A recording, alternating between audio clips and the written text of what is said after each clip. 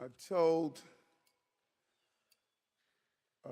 Fabian, I was in Albany yesterday, and I told him when I came down that I missed the press. I felt lonely.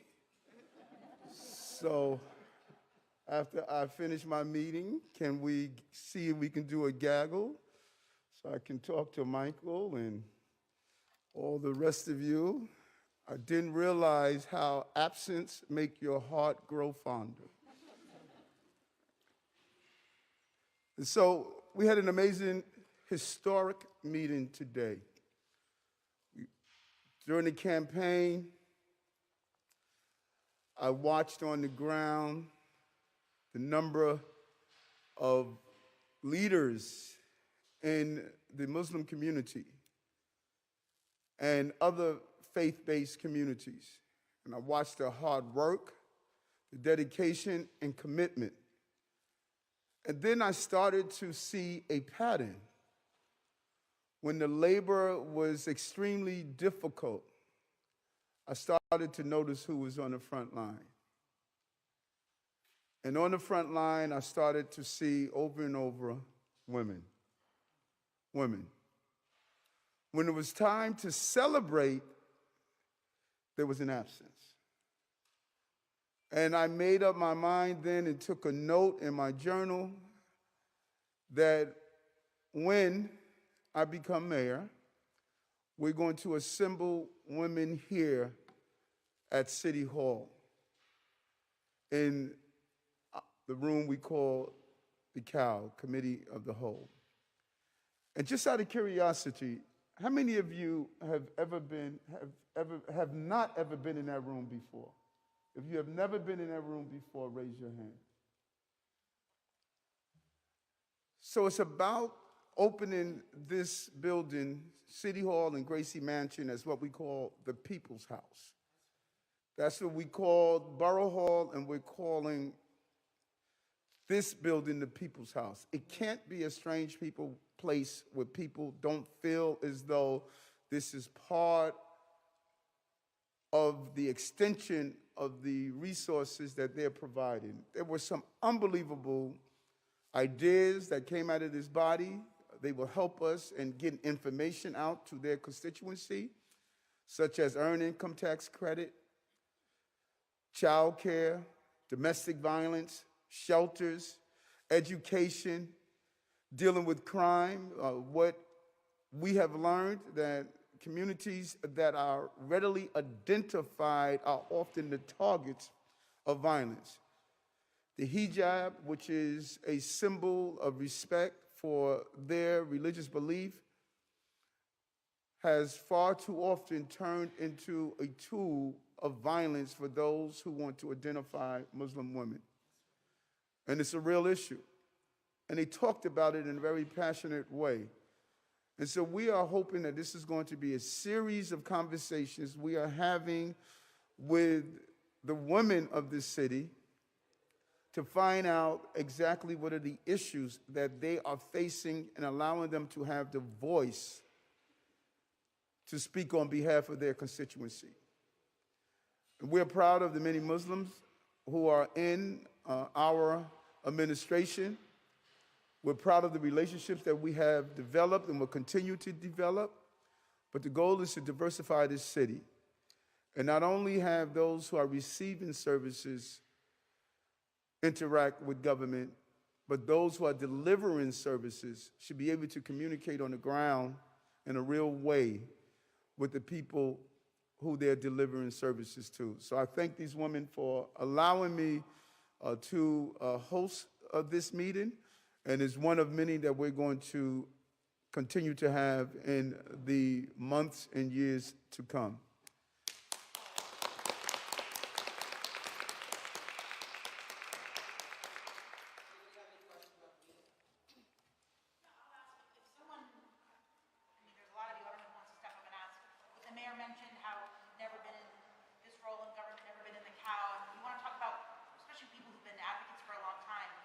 What it's been like with previous mayors in terms of outreach and listening to the needs of your community, and how you hope it will be different with Mayor Adams.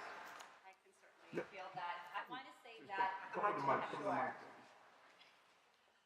Assalamu alaikum, greetings of peace.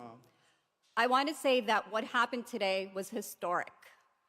Historic that the mayor of the city of New York called Muslim leaders from all 5 boroughs to hear what their issues and concerns are. A full hour was dedicated to giving us voice and a place at the table. The first time that any mayor of this city has actually been deliberate in saying, we need to hear from you. And today, we all felt heard. So some of us are not strangers to the cow, but many here today were. And today is a new day that says, you have a place at City Hall, and what you have to say is important to us. And we want to thank Mayor Adams for taking this opportunity and also ensuring each and every one of us, today is not the first day. This is an ongoing conversation that we will work with him to make the changes that we seek to see for all New Yorkers, not just the American Muslim community.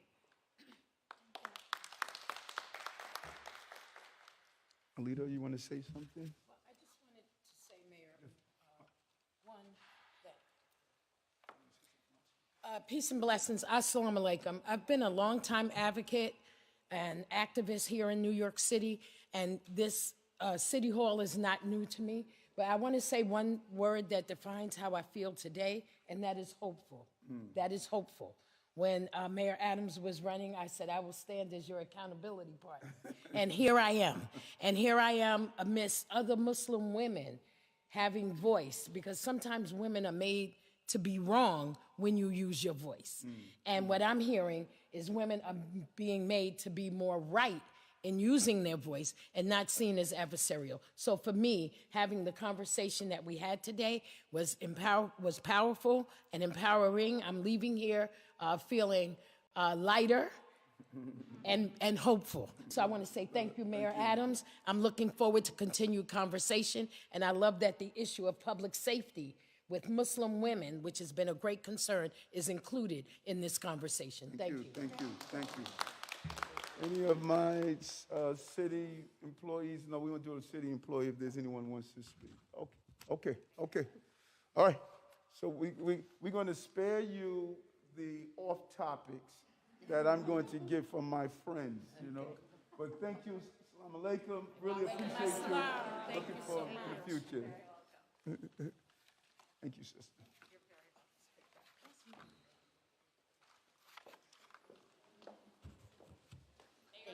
Again, Thank you. Thank you. So proud of you. So proud of you. Thank you, Mayor. Thank you, Mayor. Good seeing you. Say hello to the girls for me. Thank you.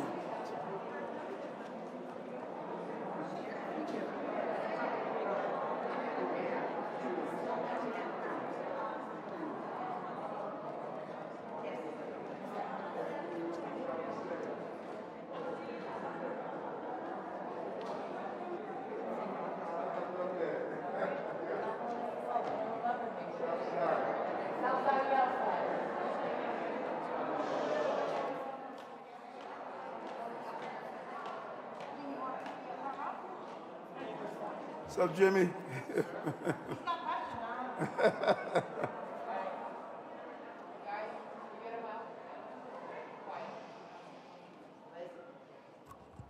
morning, Mr. Mayor. I wanted to ask you about the city entering the high alert for COVID, the spread of COVID, and whether you're now prepared to reinstate a mask mandate, specifically in schools, as the system recommends. No, and I am really, I'm proud of what we are doing and how we are not allowing COVID to outsmart us. We're staying prepared and not panicking. When I look at the hospitalizations and deaths, the numbers are stable. When I look at what our school system is doing, we are really changing the game of using testing, so people are staying home. But also, I look at we have all of these tools that we did not have when we first set the color-coded system. The fact that you can now call up and get your medicine delivered to you, the amount of testing we're doing. And so I'm just really impressed with how we are operating as a city. Variants are going to continue to come. It appears as though there's a new norm that is settling in our city, in our countries. Variants are going to come. If every variant that comes, we move into shutdown thoughts, we move through panicking, we're not going to function as a city. And so I feel extremely pleased, based on my analysis in the morning with my health experts, that we are being extremely strategic and we are fighting COVID with not only the tools that we didn't have before, but we're also fighting COVID using the intelligence we need to win in a COVID environment. Mr. Mayor, could you tell us more about your trip to Albany yesterday? Did you get any commitments about either a 2 to 4 year extension for mayoral control? And also, did you ask for anything else, like anything specific to criminal justice, especially in light of the Buffalo massacre and also continuous shootings in New York City? Well, good meeting, great meeting. I did not realize how much I missed those people up there. I enjoyed being with my colleagues. We teased each other, joked, laughed. I think there was some growing pains of, new administration, new electeds, but there was just some good energy. And I respect their role. They respect my role. And our goal is to do what's best for the children. I was up with my team, my chancellor and other leaders, First Deputy Mayor Lorraine Grillo, Strategic Partnerships, Deputy Mayor Sheena Wright, and we were able to just spread out and just, tell them the good product we have. Once we do that, then it's their role. That's just the way this business is. Now, as I shared with them, we displayed our product, what we want to do. It is now your role to determine if we're going to have the continuation of mayoral accountability. That's their job. I did my job of going up and having real conversations, and now it's up to them. We talked about the land trust. We talked about public safety items, other than not only bail reform. I don't know why everybody's just stuck on bail reform, but there's other public safety items that I continue to say that I am focused on. We talked about affordable housing. We talked about so many other topics outside of mayoral accountability, which is very important to me. I need mayoral accountability to continue the work that we have done in the last few months, and I think there's an appetite to give us the mayoral accountability that we need, and they will make the determination. And no matter what determination they make, I'm going to operate and do what's best for the city. And was there any consensus on how many years it would be extended? That's not how they flow in Albany. They hear what you have to say, they go back to in their caucuses, and they have a conversation, and I respect the process because I was part of that process. Hey, Mr. Mayor. How are you? In terms of the metal detectors, if the city finds that it is a suitable option after this week trial, what does the rollout look like? Where will they go? Okay, when you came in today, those are not metal detectors. And sometimes people, get them mixed up. Those are not metal detectors. They detect guns. That is what they detect. Many of you remember my good friend, former colleague in the police department, James E. Davis, was shot with a 9mm because someone brought a gun inside the building. We're going after guns. And that's what those devices are. It's a pilot project. The taxpayers are not paying anything for it. We're seeing how it operates, and we're looking at, we're going to try all new forms of technology. I tried many forms of technology as a borough president, as a state senator. I look for technology to keep people safe because that's my obligation. And so we're going to look at this. If it's great, we're going to bring in other technology and try it. We're going to try technology to keep New Yorkers safe. So, Mike. Quite well, Mike. how did you come upon that company, the gun detector we're talking about just now? If I recall, there was a shooting or something happened with an emotionally disturbed person. The person was going through mental illnesses.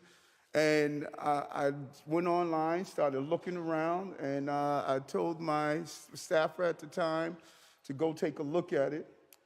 And they were able to find out. I was asking all over the place. I said, there has to be a better way to deal with people who are dealing with mental health illnesses. There were too many shootings, too many deaths, too many problems. And that device came up. There was some type of presentation that came up online. And we reached out, and we were able to, thank God, we were able to find a product and other products. There's other products out there that we want to continue to look at. I pushed the cameras on tasers. That was something I pushed. A product I did a test up in Albany with cameras on tasers so that people can see what happened. I pushed a number of good public safety products using my former law enforcement, my role as a lawmaker, and when I was borough president, but that's how we came in contact with him. Just one follow-up on the question about the status alert. I'll try to keep this short. I talked to Dr. Varma yesterday, de Blasio's health advisor, and his opinion was that by kind of creating that system, the administration has kind of boxed itself in, that by committing to it, now you have to follow it. And I'm wondering, do you regret setting that up because it limits your flexibility on how you react? And of course, you're getting questions from us about it now the past few days. No, listen, I don't mind the questions. Listen, you have a job and a role to do to ask the questions. I'm going to be judged on my success in navigating the complexities of these days that we are facing. And I thank the doctor for his role under the former administration and for what they did. But we set a policy in place, not a law in place. I follow laws. I make policy. That was a policy we put in place based on the information that we had and the tools that we were available. And so I'm hoping the doctor will respect my role as being the mayor of this city, and there's a new Department of Health and Mental Hygiene Commissioner. I'm hoping he will respect that and not constantly weigh in and allow us to do the job that we supported when he was the Department of Health and Mental Hygiene Commissioner. Hey, Mayor Adams. How are you? I'm good, thanks. How are you? Good. I wanted to ask you, I know you talked about it a lot in the past, but can you confirm how many of your paychecks you've received in cryptocurrency, and have you invested in any other currency or stocks in it? And I know you're going to say it's an old question, but I know you were going to talk about the payment for the plane in November. We're just focusing, I guess, on crypto. Payment on the plane for what November? It's almost, I know you went down in November. Are you kidding me? I'm so past that. Listen, 3 checks. That's a wrap. What's the next question? Yes. Do you have any other investments at all? I'm not talking about my investment portfolio. I invested to crypto to raise that New York is going to be the center of technology, and I'm going to be looking at blockchain. I'm going to be looking at the gun detector. Listen, we are going to be the center of technology. That's who we are. And it's difficult sometimes because we're so used to doing things a certain way. But you know what? We can't be afraid of the future. I'm excited.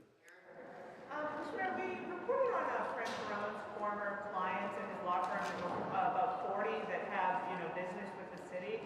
Just wondering how you thought about that when you selected him, for the chief of staff job, and are you satisfied that he has avoided any potential conflicts of interest?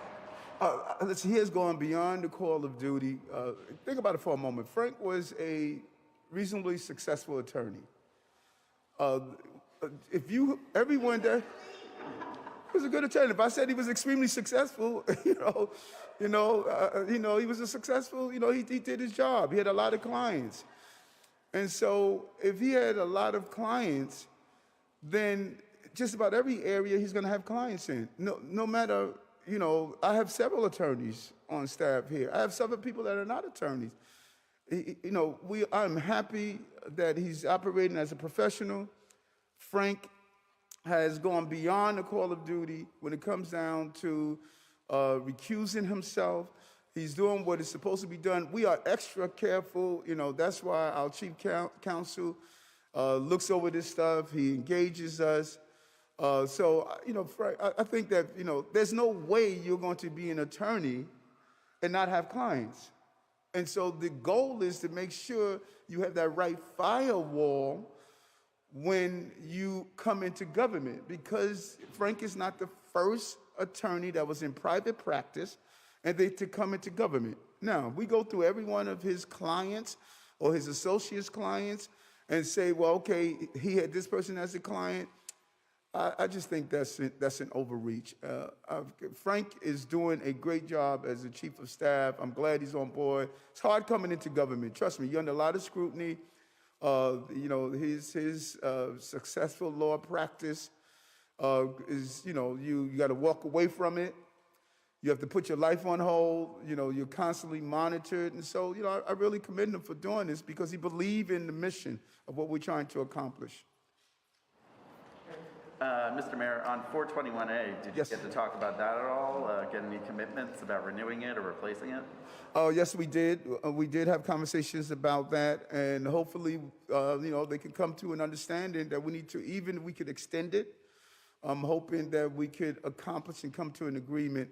I think 421A or a version of it is going to play a vital role and continue to watch us deal with the housing crises that we're facing.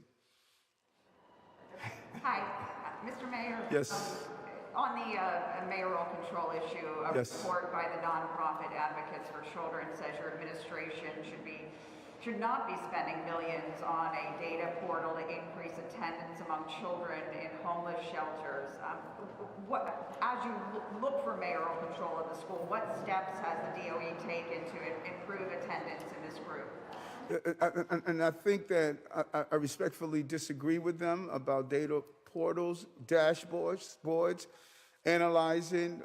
That's part of the problem we're having in the city. Remember my mother said, you don't inspect what you expect, it's all suspect. We have not been in real time analyzing what our issues are, how to deploy resources, how to put people in place. I think we have about 117 people that are, responsible for going out, getting young people, finding out why they are out.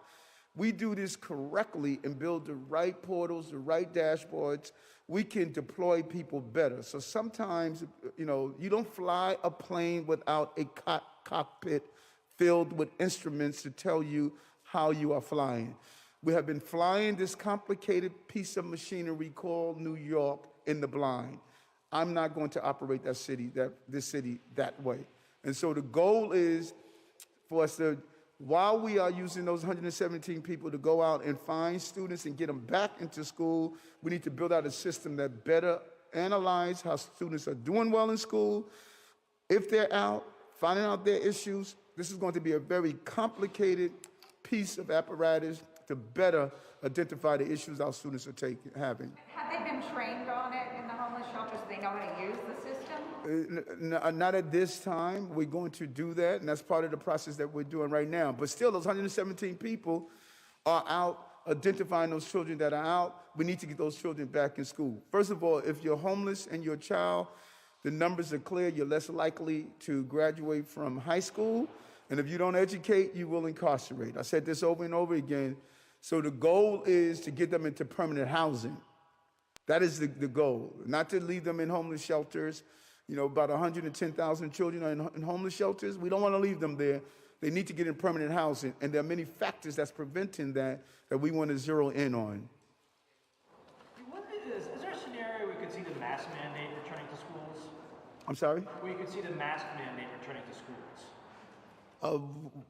If we do, we'll announce that after our meetings in the morning. As soon as I get off the calls in the morning, I make the determination what announcement we're going to send out. And when we make that determination, we'll announce it as soon as we get off the calls in the morning. We're coming up on 2 years after the murder of Floyd. Thank you. Where do you think the city stands on implementing the police reforms that you and that so many others called for in those Black Lives Matter marches? You said come up on 2 years since? The murder of George Floyd. Yes. Mm-hmm. How do you think the city stands on the implementation of changes that you called for and that others called for? Well, number one, there were many changes. You had changes saying defund the police. I didn't call for those. So if we're saying which ones I called for and others called for, I need for you to pinpoint on which ones I call for, because there are many calls that came from all over the place, and some of them I don't support. I support police accountability. I also support police support. We need to be there for law enforcement officers. You heard me say this over and over again, and the small number that are not suitable to be police officers, they need to expeditiously be removed from our department because they hurt our police department. And so there's some specific reforms I call for. I can give you a timetable on those, but others that call for them, they may be reforms that I don't think are reforms. I think they could hurt public safety, and I'm never going to do anything that's going to hurt public safety. Thank you all. Thank you. Thank you.